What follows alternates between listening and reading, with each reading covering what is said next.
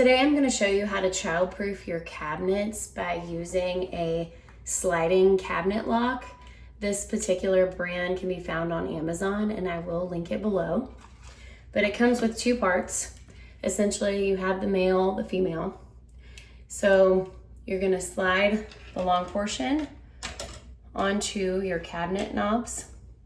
You're going to make sure that the pattern from this piece matches, so it slides in.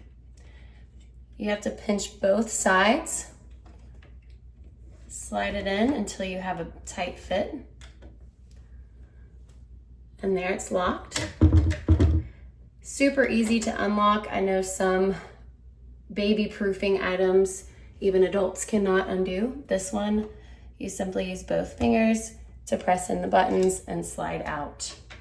I also use this on the refrigerator as well as vertical cabinets, and that will lock a cabinet door above and below as well. If you like this video, go ahead and give it a thumbs up.